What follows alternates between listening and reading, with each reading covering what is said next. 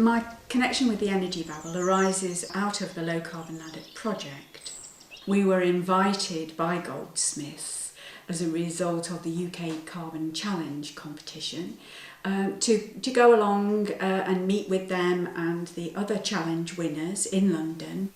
It was a very interesting day because it was really good to speak to some of the other challenge winners who'd come along, the problems they had found and the very, very different projects they had embarked upon. And so many months later, when Goldsmiths had designed the Energy Babble, they came down here with some and we had a big dinner for those of us involved.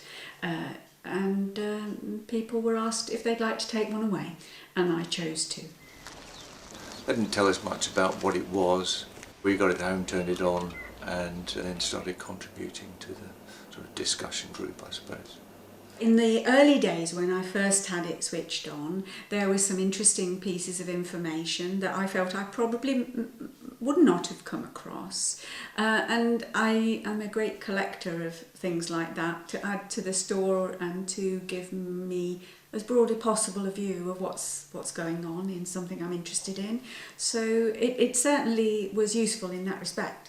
There's almost a constant commentary as to how much energy is being used in the country during the day, how it varies, and encouraging people to turn things off if they can.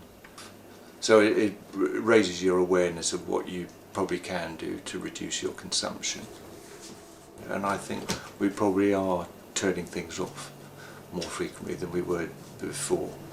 I think it's a natty piece of design physically, a bit retro. I would make one or two improvements to it from a practical point of view, like we put some cling film over the top so that dust and things couldn't fall into it because it's in the kitchen, and you know. As an experience, I would say there was some interesting stuff came out of it, but I confess to being disappointed with the amount of information that I was getting because there was an awful lot of repetition of things, and I couldn't quite see the point of the jumbling up thing. And there seemed to be more of that in some ways than there was straight information as time went on. I would have been happy if it was just information coming. But I liked being able to talk to it and hear that reflected back. That was nice. Some of the things that people were saying into it didn't seem very helpful. Mm-hmm. And of course there's no control over that, and perhaps there shouldn't be, you know. If you want to listen to the radio or put the television on or use your computer, you can choose when you do it. With the Babble, it's on all the time. It's quite distracting, and I suppose in that way it was a little bit invasive, to be honest with you.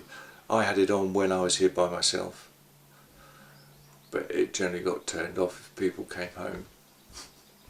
When we were asked to be involved with the Energy Babble project, most people, I have to say, on the committee were very sceptical. They didn't understand how what Goldsmiths were doing fitted in with anything at all, and it sounded like frippery bits around the edges, people trying to look green and do something fun with green.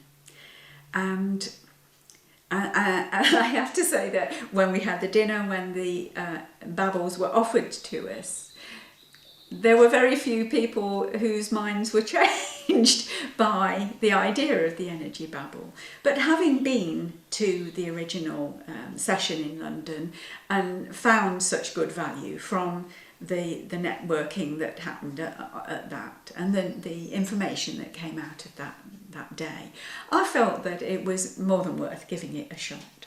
And although I did give it, I hope, a fair whack, in the end, I did conclude that it edged too close to frivolous to be something that I would recommend to serious green people to have in their home.